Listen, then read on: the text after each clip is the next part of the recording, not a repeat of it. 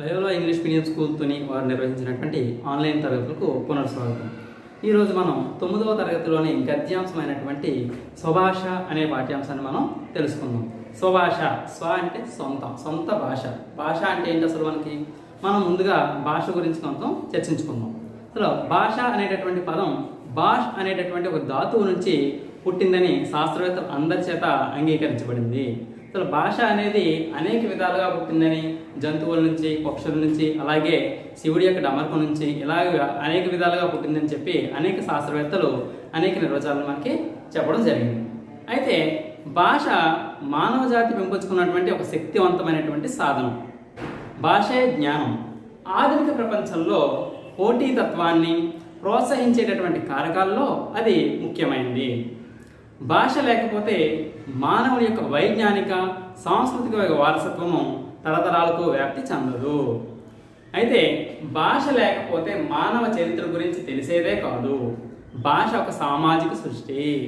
నేను ఈ రోజులో ఒక భావాలను మరొకరికి పంచుకోవాలన్నా, ఒక విషయాన్ని వేరొకరికి చెప్పాలన్నా, ఏ విషయానికైనా సరే భాష అనేటువంటిది ఎంతో ప్రాముఖ్యత సంతరించుకుంది. అయితే భాష అనేది వివిధ రూపాల్లో మనకి చెప్పినటువంటి అంశం ఏమిటి? గ్రాంధిక భాష, వ్యవహారిక భాష, మాండలిక భాష, ప్రామాణిక భాష, ఇలాగా వివిధ రూపాల్లో ఉన్నటువంటిది. అయితే ఈ భాష అనేది మనకు వాగ్రూపంగాను, లిఖిత రూపంగాను, సాంకేతిక రూపంలో కూడా మనకి ఇవ్వడం జరిగిందనమాట. అయితే మనకు ప్రస్తుత పాఠ్యాంశం అయినటువంటి ఈ స్వభాష అనే పాఠ్యాంశం మనకి గ్రాంధిక భాషా రూపంలో ఇవ్వడం జరిగినటువంటిది. అయితే ఈ స్వభాష గురించి మనం ఆయన రచయిత గారు ఏమి రాశారు, ఏ విధంగా మనకి గ్రాంధిక భాషలో ఆయన అందించారు, దాన్ని మన యొక్క వ్యవహారిక భాషలో మనం అర్థమయ్యే విధంగా దాన్ని ఎక్స్ప్లెయిన్ మనం చేసుకోవచ్చు.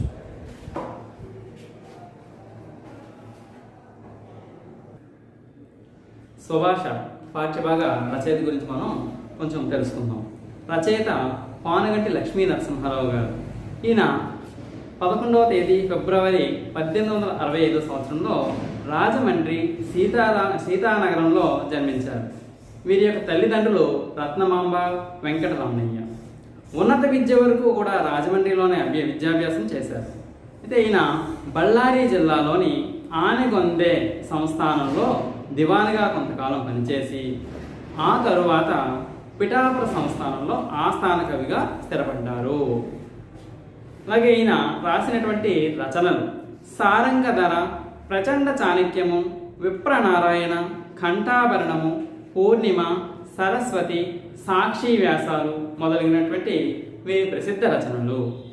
వీరి శైలి అద్భుతమైనటువంటి గ్రాంధిక భాషా ప్రవాహంతో, సున్నితమైనటువంటి వ్యంగ్యంతో, చురుక్కుమనేటటువంటి హాస్యంతో అలరారుతుంది. అంటే ఈయన రాసేటటువంటి భాషా శైలి ఎలా ఉంటుంది? రాసినవన్నీ కూడా గ్రాంధిక భాషా రూపంలో అయినా రాయడం జరిగిందనమాట. ఈయన చాలా సున్నితంగా, అంటే ఎవరు రాసినటువంటి పదాలన్నీ కూడా ఎవరిని కూడా నప్పించేవి కాకుండా అందరికీ అర్థమైనటువంటి రీతిలో, అలాగే వ్యంగ్యంగా, కాస్త ఎటకారంగాను, అలాగే చురుక్కుమనే హాస్యంతోని, నవ్వు పుట్టించేటటువంటి సందర్భాలతో, మాటలతోని ఈయన రచనలు అనేవి అలరారుతూ ఉన్నాయి. అయితే సమకాలీన సమస్యలపై తీవ్రంగా స్పందించి సంఘ సంస్కరణకు నడుం కట్టి తన రచనల ద్వారా ప్రజల్లో ఆలోచనలు రేకెత్తించినటువంటి పానుగంటి వారు చిరస్మరణీయులు. అటువంటి రచనలు చేసిన ఆయన మనం ఇప్పుడు జ్ఞాపకం చేసుకుంటూ ఉండాలి. అయితే వారి రచనలు ఈనాటి పరిస్థితులకు, అంటే నేటి సమాజంలో జరిగేటటువంటి పరిస్థితులన్నిటికీ కూడా అద్దం పడుతున్నాయి. అయితే ఈ పానుగంటి లక్ష్మీ నరసింహారావు వారు జనవరి 1వ తేదీ 1940న పరమపదించారు. అయితే ఈయన యొక్క విశేష అంశాలని మరొకసారి మనం నల్లబలపై చూద్దాం. చూడండి, రచయిత పానుగంటి లక్ష్మీ నరసింహారావు గారు. జననం 11వ తేదీ ఫిబ్రవరి 1865 సంవత్సరం. జన్మస్థలము రాజమండ్రి సీతానగరంలో ఈయన జన్మించారు. ఈయన తల్లిదండ్రులు రత్నమాంబ, వెంకటరమణయ్య. రచనలు సారంగధర, ప్రచండ చాణక్యము, విప్రనారాయణ, ఘంటాభరణము, పూర్ణిమ, సరస్వతి, సరోజిని, సాక్షి మొదలగునవి. ఈయన మరణం జనవరి 1వ తేదీ 1940లో ఈయన మరణించారు. అంటే ఈయన రాసినటువంటి ఈ పాఠ్యభాగం యొక్క ప్రక్రియ అధిక్షేప ప్రక్రియ, అధిక్షేప వ్యాసం. అంటే ఏమిటి? అధిక్షేపం అంటే ఏంటమ్మా? ఆక్షేపము. అంటే విషయ ప్రాధాన్యం ఉండి ఒక క్రమంలో సక్రమంగా వివరించిన దాన్ని వ్యాసం అంటాము. అయితే ఈ వ్యాసం అనేది ఎలా ఉండాలి? మనకి చదవడానికి అనుగుణంగా ఉండాలి, రాసినటువంటిది అర్థమయ్యే విధంగా పేరాలు అంటే భాగాలుగా ఒకదాని తర్వాత ఒకటి అనుక్రమిస్తూ రావాలి. అటువంటి ఈ యొక్క వ్యాసాన్ని ఈయన అధిక్షేప వ్యాసం అన్నారు. అంటే ఏంటి? అధిక్షేపం అంటే ఎత్తి పొడుపు. అది వివిధ విషయాల పట్ల విమర్శనా దృష్టితోనూ వ్యంగ్యంతోనూ హాస్య ధోరణితో కూడా వ్యాఖ్యానిస్తూ పరిష్కార మార్గాన్ని సూచించే విధంగా సాగేటటువంటి ఒక సాహిత్య ప్రక్రియ అధిక్షేపక వ్యాసము. పానుగంటి లక్ష్మీ నరసింహారావు గారు చెప్పినటువంటి ఈ స్వభాష పాఠ్యభాగ ఉద్దేశాన్ని మనం చూద్దాం. పానుగంటి లక్ష్మీ నరసింహారావు గారు సంఘ సంస్కరణాభిలాషతో సాక్షి పేరుతో అనేక వ్యాసాల్ని రచించారు. అందులో భాగంగా మన భాష యొక్క గొప్పతనాన్ని గురించి జంగాల శాస్త్రి అనే పాత్ర స్వభావం ఉపన్యాసం ద్వారా తెలియజేశారు. ఈ విధమైనటువంటి ఉపన్యాసాల ద్వారా పానుగంటి వారు మనలోని ఆధునిక విపరీతమైనటువంటి పోకడలను వ్యంగ్యంగా చిత్రించి ఎత్తి చూపించారు. భాషాభిమానం పెంచడం ద్వారా పాఠం యొక్క ప్రధాన ఉద్దేశాన్ని తెలియజేయడం జరిగింది. అయితే ప్రస్తుత ఈ పాఠ్యాంశము పానుగంటి లక్ష్మీ నరసింహారావు గారు రచించిన సాక్షి వ్యాసాల్లోని 3వ సంపుటిలోనిది. ఆయన రాసినటువంటి సాక్షి వ్యాసాల్లో 3వ భాగంగా ఈ యొక్క స్వభాష అనేటటువంటి పాఠ్యాంశాన్ని మనకి పరిచయం చేయడం జరిగింది. అయితే ఈ సాక్షి వ్యాసాల్లో ఉన్నటువంటి వ్యక్తులు ఎవరు, ఆ సాక్షి వ్యాసాలు ఎందుకు రాశారు, ఎలా రాశారు అనేది మనం ఇప్పుడు చూద్దాం. సాక్షి వ్యాసాలు ఆంగ్లంలోని ఎడిసన్ గారి స్పెక్టేటర్ అనే రచనా ప్రభావంతో పానుగంటి లక్ష్మీ నరసింహారావు గారు ఈ వ్యాసాలు రాయడానికి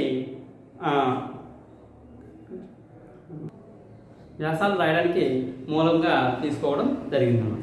అయితే ఇవి సంస్కృతి సాంప్రదాయాలు, భాషా పరిరక్షణకు, సాంఘిక దురాచార నిర్మూలనకు సాక్ష్యంగా సాగినటువంటి ఈ యొక్క వ్యాసాలు.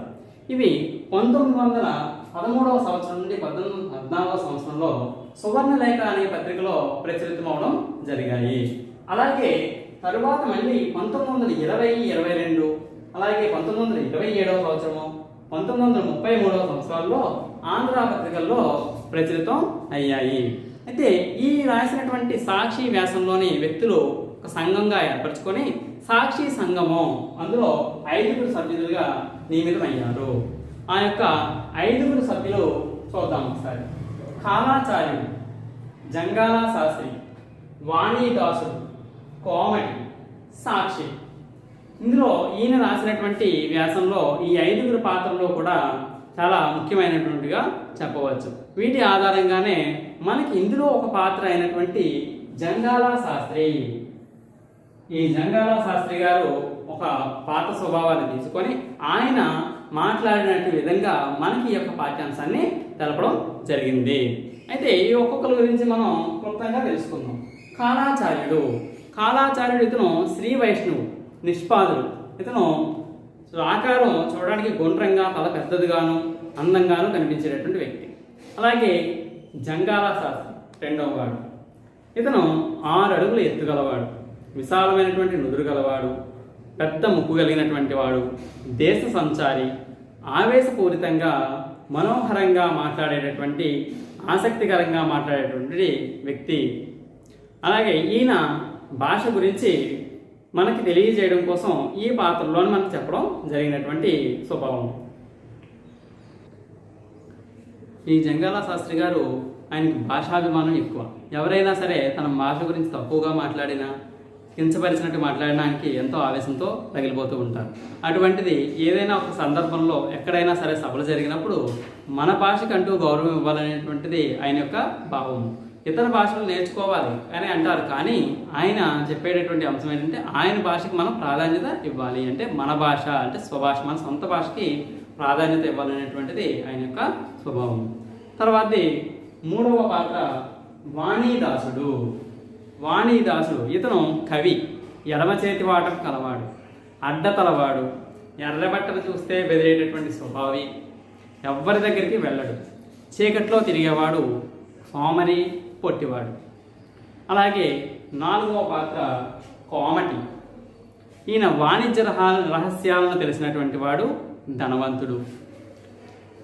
తర్వాత ఐదవ వ్యక్తి సాక్షి, ఆత్మజ్ఞాని, ఆరామ ద్రావిడుడు, సంఘ నిర్మాణకర్త. ఈ యొక్క 5 పాత్రలతోనే ఈ సాక్షి సంఘం అనేది రూపుదిద్దుకొని ఈయన రాసినటువంటి సాక్షి వ్యాసాలకి మూలాధారంగా నిలిచాయి. అయితే ఇప్పుడు మనం ఈ పాఠ్యాంశం యొక్క నేపథ్యాన్ని మనం తెలుసుకుందాం. పాఠ్యభాగ నేపథ్యం. ఒక పాఠశాలలో విద్యార్థులు తెలుగువాడైనటువంటి ఒక పెద్ద మనిషి వద్దకు వెళ్ళి వార్షికోత్సవ కార్యక్రమానికి అధ్యక్షత వహించవలసిందిగా కోరారు. ఆయన న్యాయవాది వృత్తి చేస్తూ పేరు గడించినటువంటి వ్యక్తి. చూడండి, మనం సాధారణంగా పాఠశాలలోని అనేక కార్యక్రమాలు చేస్తూ ఉంటాం. వారోత్సవాలని, గణతంత్ర దినోత్సవం ఇలాంటి కార్యక్రమాలు చేసినప్పుడు పెద్దవారు ఎవరైనా సరే అధ్యక్షత వహించమని వాళ్ళ ముఖ్య అతిథులుగా మనం ఆహ్వానిస్తూ ఉంటాం. ఆ వచ్చినటువంటి వ్యక్తులు మనకు ఏదైనా మంచి సందేశాన్ని ఇస్తారని ఆశిస్తూ ఉంటాం. అలాగే ఇక్కడ పాఠశాలలో జరిగినటువంటి వార్షికోత్సవానికి కూడా విద్యార్థులు ఒక న్యాయవాది అయినటువంటి వ్యక్తిని ఆహ్వానించారు, మన తెలుగువాడైనటువంటి పెద్ద మనిషి. అయితే అక్కడ ఆ పెద్ద మనిషి ఇలా అన్నాడు, నేను వస్తాను కానీ తెలుగులో మాట్లాడలేను, ఇంగ్లీష్లో మాట్లాడతాను అన్నాడు. ఆయన పిల్లలు గౌరవంగా పిలిచి అయ్యా మాకు సందేశం ఇవ్వండి అని చెప్పి అధ్యక్షుడిగా నియమించి పిలిచారు. కానీ పాప ఏం చేశాడు, పిల్లలు నిరాశపరిచాడు. అక్కడ ఏంటి, నేను ఇంగ్లీష్లోనే మాట్లాడతాను, తెలుగులో మాట్లాడను అని. పాప పిల్లలు మగమాటం కదా ఏం చేశారు, ఇంకా సరే అనక తప్పలేదు. పిలిచిన వాళ్ళని ఇంక వద్దని చెప్పలేరు కదా, అలాగా సరే రమ్మని చెప్పి పిలిచారనమాట. సమావేశానికి వచ్చినటువంటి ఆ పెద్ద మనిషి ఆంగ్లంలో దేహ సాధన గురించి పావుగంట మాట్లాడి will any gentlemen come forward to speak అని ముగించారు. అప్పుడు ఆ సభలో ఉన్నటువంటి జంగాల శాస్త్రి లేచి ఈ విధంగా ఉపన్యసించాడు. అక్కడ ఏం జరిగింది, సభా కార్యక్రమం అంతా జరుగుతుంది. ఆ పెద్ద మనిషిని ఆహ్వానించారు. ఆ నివేదిక వద్దకి ఆహ్వానించగానే ఆయన నిలబడి మాట్లాడుతూ దేహ సాధన గురించి చెప్పారు.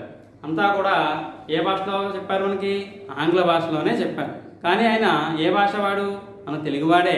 కానీ ఆయన ఆంగ్లంలో ప్రసంగించి చివరిగా will any gentlemen come forward to speak, ఎవరైనా సరే ముందుకు మాట్లాడడానికి వస్తారా అని చెప్పి అది కూడా ఆంగ్లంలోనే చెప్పి ఆయన సభ ముగించారు. అప్పుడు ఆ సభలో ఉన్నటువంటి ప్రేక్షకులందరిలోని మన జంగాల శాస్త్రి గారు కూడా ఉన్నారు. ఆయన వెంటనే లేచి నిలబడి ఈ విధంగా ఉపన్యసించారు. ఇది ఈ ఉపన్యాసం అంతా కూడా మన పాఠ్యాంశంలో ఆయన ఏ విధంగా ఉపన్యసించారని రచయిత మనకు ఆ పాత్ర స్వభావం ద్వారా తెలియజేయడం జరిగింది. అయితే ఇప్పుడు మనం పాఠ్యాంశంలోనికి వద్దాం. ఆయన ఏ విధంగా అంటున్నారంటే ఈ మాటలన్నీ కూడా ఎవరు మాట్లాడుతున్నట్టు, జంగాల శాస్త్రి గారు మాట్లాడుతున్నట్లుగా మనకు తెలియజేశారనమాట. హర మహాదేవ శంభో, మహాదేవ శంభో, ఎంత మాట వినబడను నాయన్లారా, మీరు కూడా వింటిది కదా, నేను ఒక్కడినే వింటినా, ఏదో విని మరి ఏదో అని భ్రమపడితినా నాయన్లారా, అట్లే యగునెడల నదృష్టవంతుడగును కదా, నేను ఒక్కడిని మాత్రమే అదృష్టవంతుడున్నా, ఆంధ్రులు అందరూ అదృష్టవంతులే కదా, ఆంధ్రదేశం అంతయు అదృష్టవంతమైనదే కదా, ఆంధ్రదేశమును పుట్టి ఆంధ్ర మాతాపితలకు ఉద్భవించి ఆంధ్ర సాంప్రదాయం అభ్యసించి ఆంధ్ర జాతీయ తత్వ సంపత్తితే అభివృద్ధి నుండి ఆంధ్ర భాషలోని పండితులై ఆంధ్ర గ్రంథమును రచించి ఆంధ్ర భాషాదేవి కమూల్యాంకారమును నర్పించి ఆంధ్ర దేశాన సేవనాచరించి తమ అంగములు నుసువులు నాత్మను పవిత్రమును చేసుకొని ప్రాణములను బాసి పరమపదము చేరినటువంటి ప్రాచీన అందరూ కూడా అదృష్టవంతులు కదా. అయ్యయ్యో, అంతటి అదృష్టము పట్టదు, వింటిని, నిజముగా వింటిని, ఇది నా భ్రమ కాదు, తాత్కాలిక ఉన్మాదము కూడా కాదు, మీరు కూడా నాతో పాటు వింటిరి, వినక ఏమి చెవులు చిల్లుపడినవా, మతి మందగించినదా, వినకపోవట కూడానా, గుండెలు పగిలిపోవ వింటిమి, మనసు మండిపోవ వింటిమి, సిగ్గు చిమిడిపోవ వింటిమి, ప్రాణములు పైకెగిరిపోవ వింటిమి, నాయన్లారా, బ్రతికి ఎండిన సుఖము పడవచ్చునని కవి చెప్పినాడే, ఇంకనూ జీవించి అన్నందుకు ఇదే ఫలము, ఇదియా సుఖము అని జంగాల శాస్త్రి గారు అంటున్నారు అన్నమాట. ఇదంతా కూడా మనకు ఇప్పటి వరకు చదివినటువంటిది అంతా కూడా ఏ భాషలో ఉంది, మనకి గ్రాంధిక భాషలో ఈ పాఠ్యాంశాలు ఇవ్వడం జరిగింది. ఎందుకంటే రచయిత గారు రాసినటువంటి రచనలన్నీ కూడా గ్రాంధిక భాషా పదంలోనే ఎక్కువగా రాయడం జరిగిందనమాట. అయితే ఆ సభలోని జంగాల శాస్త్రి గారు ఇలా అంటున్నారనమాట. ఏమని? వెంటనే ఆ మాట విని పైకి లేచి ఆయన్ని చెప్తున్నారు ఆయన గురించి. హర ఈశ్వర, ఎంత మాట వినబడింది, ఏంటి అంత మాట వినబడింది, నేను ఒక్కడే విన్నాను ఆ మాట, మీరు అందరూ విన్నారా? మీరు అందరూ విన్నారు. ఎందుకంటే నేనేమీ భ్రమపడలేదు కదా, నేను ఒక్కడే భ్రమపడినట్టు నిజంగా అదృష్టవంతునే, ఎందుకంటే ఆ ఒక్క మాట నాతోనే ఉంటుంది. కానీ ఇక్కడ అందరూ విన్నారు. అయితే అంత అదృష్టం కూడానా? అయితే అందరూ కూడా అదృష్టవంతులే, ఆంధ్రదేశం అంతా కూడా అదృష్టవంతమైనదే. ఎప్పుడు అటువంటి మాట వినకపోతేని. కానీ ఆయన ఏమన్నాడు? తెలుగు మాట్లాడలేను అన్నాడు. కనుక అటువంటి మాట అన్నాడు. అనకపోయి ఉంటే అందరూ అదృష్టవంతులమే. అందరూ కూడా ఆంధ్ర మాతాపితలకు ఉద్భవించి, ఆంధ్ర మాతాపితలకు అంటే ఆంధ్రదేశంలో పుట్టినటువంటి మన తల్లిదండ్రులకు పుట్టినటువంటి పిల్లలు మనం. అయితే మనకి కూడా ఏ భాష వస్తుంది? మన తల్లిదండ్రుల ద్వారా ఉన్నటువంటి భాష, అంటే మన మాతృభాషనే మనం నేర్చుకుంటాము. అటువంటిది ఆయనకి భాష రాదు అంటున్నాడు. అయితే ఆంధ్ర సాంప్రదాయాలన్నీ కూడా అభ్యసించి, అంటే నేర్చుకుని, ఆంధ్ర జాతీయ తత్వ సంపత్తి అభివృద్ధి చెంది, ఆంధ్ర భాషలో పండితులైనటువంటి ఆంధ్ర గ్రంథాలన్నీ చదివి రచించినటువంటి ఆంధ్ర భాషాదేవికి అమూల్యాంకాలను అర్పించినటువంటి ఆంధ్రదేశ సేవ గురించి తమ యొక్క అంగములను, నుసువులు అంటే ప్రాణాలని, ఆత్మలను పవిత్రంగా చేసుకొని ప్రాణాలు బాచి పరమపదము చేరినటువంటి ప్రాచీనులు అందరూ కూడా అదృష్టవంతులు కదా. అయ్యయ్యో, ఇటువంటి వాళ్ళు దేశంలో ఎంతోమంది ఉన్నారే. ఎన్నో దేశ సంస్కృతి సాంప్రదాయాలు పాటించేవారు, తెలుగు గ్రంథాలు చదివినటువంటి వాళ్ళు, నీతిని చెప్పేటటువంటి వాళ్ళు, ఇలాంటి వాళ్ళు ఎంతోమంది ఉన్నారు. తమ ఆత్మలు అంటే అందరూ కూడా తెలుగులోనే జీవించి, అంటే తమ భాషలోనే జీవించి, తమ భాషలోనే అభివృద్ధి సాధించి ప్రపంచానికి ఎంతో అభివృద్ధి సాధిద్దామన్న ఉద్దేశంలో ఉన్నటువంటి వాళ్ళందరూ కూడా అదృష్టవంతులే కదా. కానీ అంత అదృష్టం పట్టిందా? ఇక్కడ పట్టలేదు.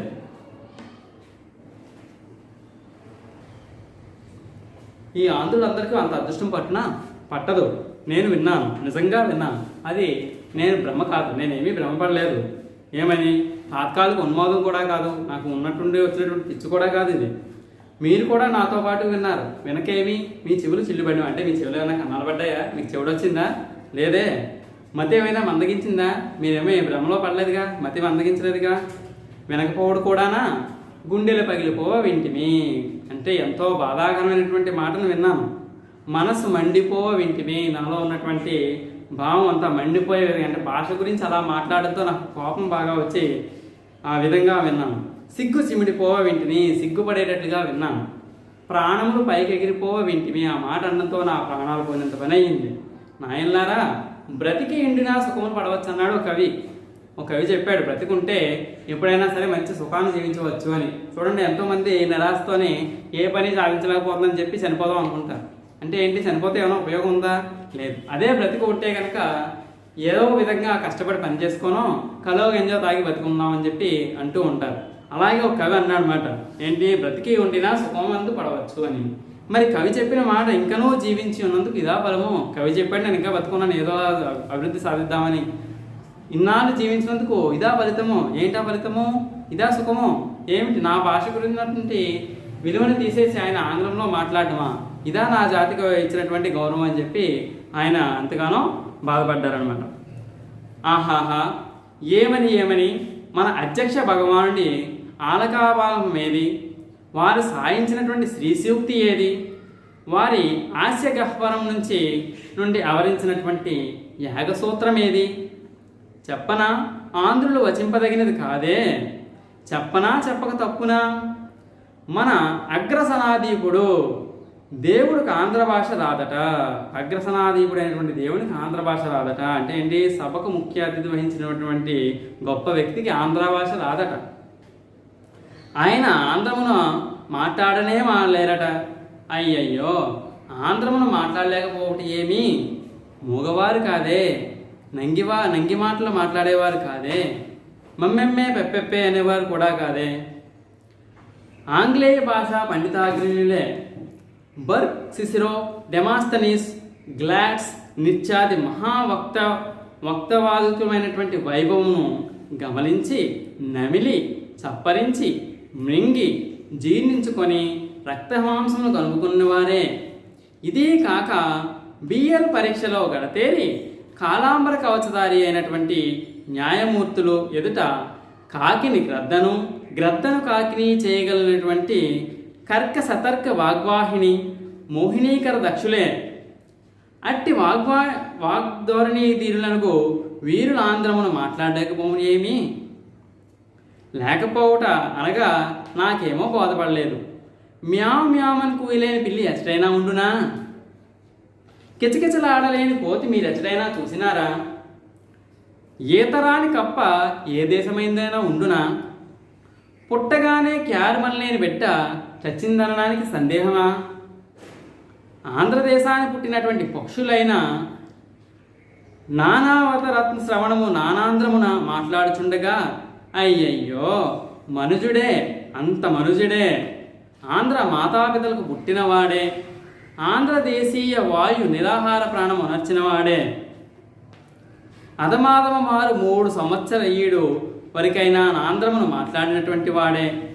అట్టి వాడైనటువంటి ఆంగ్లేయ భాషను అభ్యసించినంత మాత్రాన నిప్పుడు ఆంధ్రమును మాట్లాడలేకపోవడం ఆశ్చర్యము, అవిశ్వసనీయము, అసత్యము. అంటే ఈయన ఇచ్చినటువంటి గ్రాంధిక భాషలో ఉన్నటువంటి పేరాను మనం చదువుకున్నాం. చూడండి, అయితే ఏం చెప్తున్నారు? ఆయన ఆంగ్లంలో మాట్లాడడం వల్ల ఆవేదన చెంది ఆ జంగాల శాస్త్రి గారు ఇలా అంటున్నారనమాట. అయితే ముందుగా మనం రెండవ పేరాన్ని వివరించుకునే ముందు పాఠ్యాంశంలో ఉన్నటువంటి 4 అర్థాలను మనం నల్లబల్లపై రాస్తున్నాం. అది ఒకసారి చూద్దాం. చూడండి, ఇక్కడ ఉద్భవించి అని ఆంధ్ర మాతాపితలకు ఉద్భవించి అని చెప్పాడు. అంటే ఏంటి? ఆంధ్ర మాతాపితలు అంటే తల్లిదండ్రులకి ఉద్భవించి పుట్టినటువంటి, అభ్యసించి అంటే నేర్చుకొని, అసువులు అంటే ప్రాణాలను బాసి విడిచి, పరమపదము అంటే వైకుంఠము, పరమపదం చెందినటువంటి వాళ్ళు అంటే పైకి వెళ్ళిపోయినట్టు వైకుంఠం చేరినటువంటి వాళ్ళు. అంటే ఎంతోమంది ప్రాచీన ఆంధ్రులు ఉన్నారు. వాళ్ళందరూ కూడా ఈ యొక్క తెలుగు సంస్కృతి సాంప్రదాయాలను అన్నీ కూడా నేర్చుకొని మంచి ప్రావీణ్యం సంపాదించి వాళ్ళ ప్రాచీనాంధ్రులు కూడా పరమపదమైనటువంటి వాళ్ళందరూ కూడా అదృష్టవంతులే. వాళ్ళు అదృష్టవంతులు ఎందుకని? ఇటువంటి మాటను వాళ్ళు ఆలకించలేదు. వాళ్ళ భాష ఉన్నటువంటి గొప్పతనంతోనే వాళ్ళు వైకుంఠానికి వెళ్ళిపోయారు, పరమపదించారు. అంటే వాళ్ళు ఇటువంటి అసభ్యకరమైనటువంటి మాటల్ని ఆలకించలేదు. వాళ్ళే అదృష్టవంతులు. కానీ మనం వింటున్నాం కదా, మనకు అదృష్టం పడుతుందా? పట్టదు అని చెప్పి ఆయన చెప్తున్నారు. అయితే ఇక మనం రెండవ పేరాలో వచ్చినటువంటి అంశాన్ని చూద్దాం. ఏమిటైనా మన అధ్యక్ష భగవానుడు ఆలకాలాపం ఏది అంటే ఆ మాటల యొక్క సమూహం. ఆ మాటలు ఏం మాట్లాడుతున్నాడట? వారు సాయించిన శ్రీ సూక్తి ఏది అంటే వారు చెప్పినటువంటి నీతివాక్యం ఏది? హాస్యగహ్వరము నుండి అవతరించినటువంటి యాగసూత్రం ఏది? హాస్యగహ్వరము అంటే ఆయన నోటి నుండి వచ్చినటువంటి, నోటి గుహ ద్వారా వచ్చినటువంటి వెలువడినటువంటి వేద సూత్రం ఏది? చెప్పమంటారా? ఆంధ్రులు వచింపదగినది కాదే. అది ఆ విషయం ఆంధ్రులు చెప్పదగినది కాదే. చెప్పనా చెప్పక తప్పునా? అలాంటి వ్యక్తి చెప్పినప్పుడు మరి దాన్ని వివరించి చెప్పక తప్పునా? తప్పదు. కనుక నేను చెబుతాను. చూడండి, మన అగ్రసనాదీపుడు అంటే సభకు ఇచ్చేసినటువంటి ముఖ్య అతిథి, ఆయనకి ఆంధ్ర భాష రాదట. అంటే ఆంధ్ర భాష రాదంట. ఆయన ఆంధ్రమును మాట్లాడలేరంట. ఆయన తెలుగు భాష, మన ఆంధ్ర భాషను మాట్లాడలేరట. అయ్యయ్యో, ఆంధ్రం మాట్లాడలేకపోవడం ఏంటండి? ఆయన ఏమన్నా మగవాడా?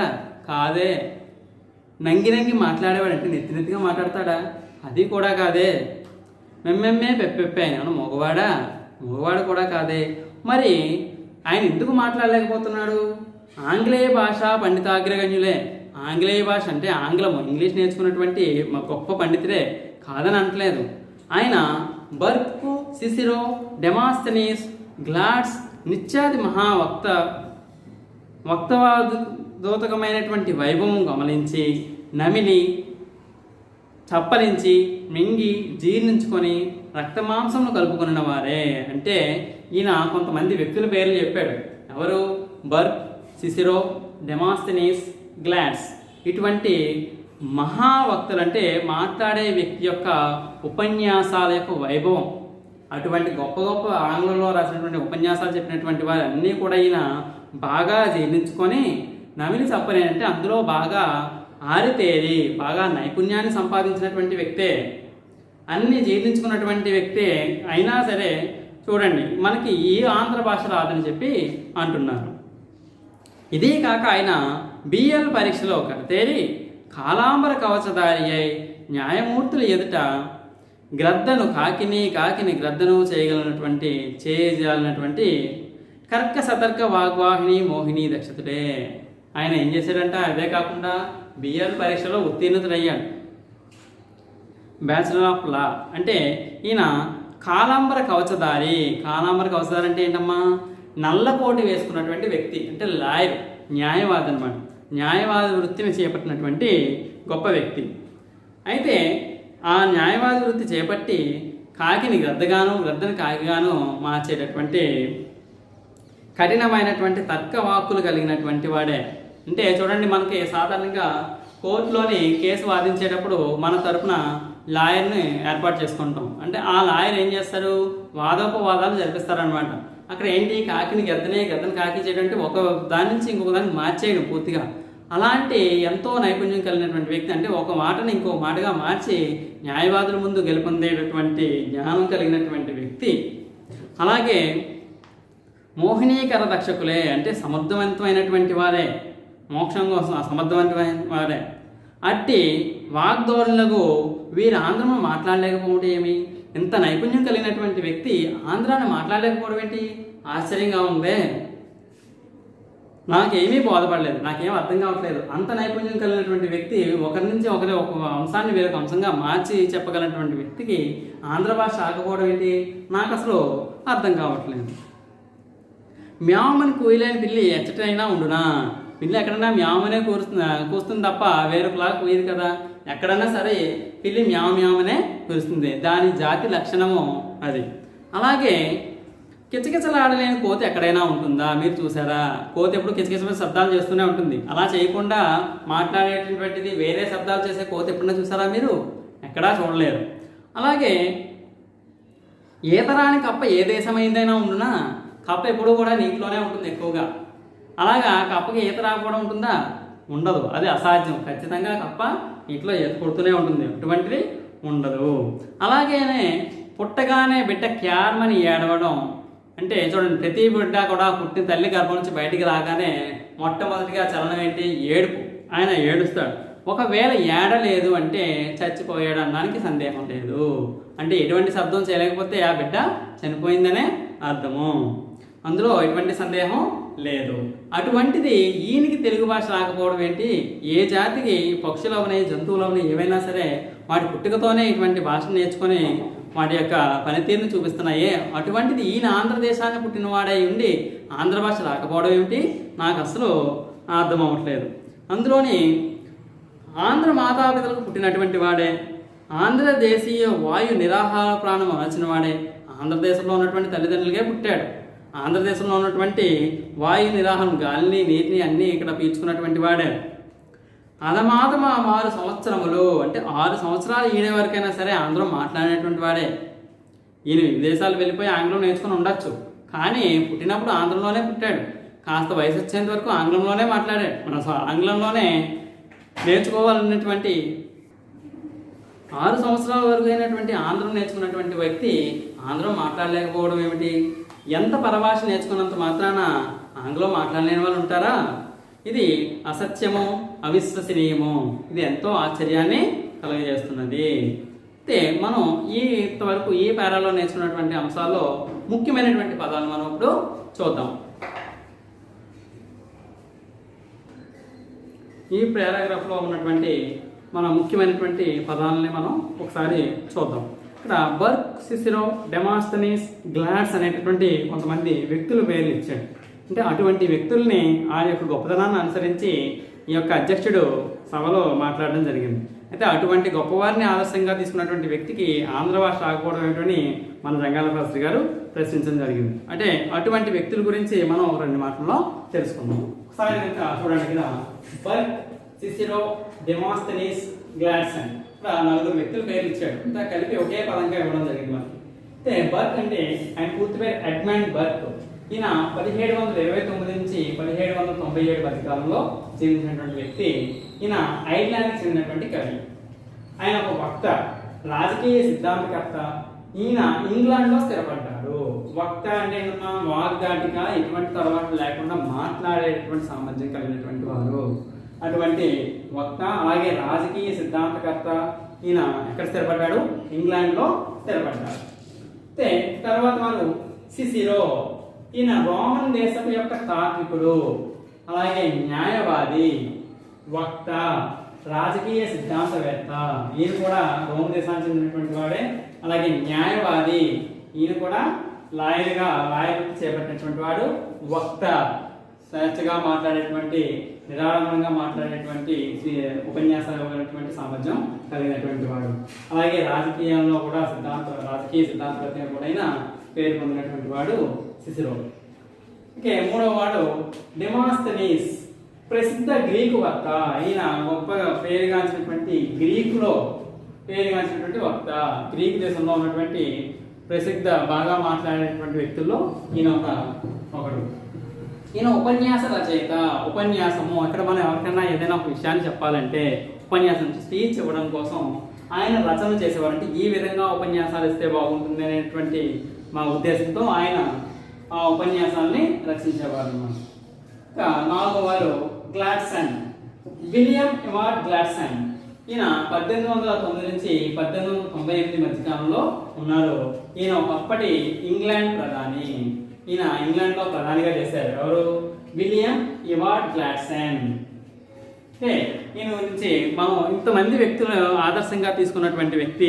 ఇటువంటి గొప్పగా మాట్లాడే వ్యక్తి యొక్క ఉపన్యాసాలన్నీ కూడా ఆయన రక్తంలో జీర్ణించుకొని అటువంటి వ్యక్తుల దగ్గర శిక్షణ పొందినటువంటి ఈ యొక్క అధ్యక్షుడు మన ఆంగ్లం రాలేదు అనేటువంటి మాట ఎంతో తప్పుగా సూచించి ఆయన్ని వ్యంగ్యంతో మాట్లాడడం జరిగింది ఈ యొక్క పారాగ్రాఫ్లో. ఈ పాఠ్యాంశంలోని తరువాయి భాగాన్ని మనం తర్వాత తరగతిలో తెలుసుకుందాం. ఇంతవరకు మూసినటువంటి సగ పాఠ్యాంశంను మిగిలిన దాన్ని రేపటి తరగతిలో తెలుసుకుందాం.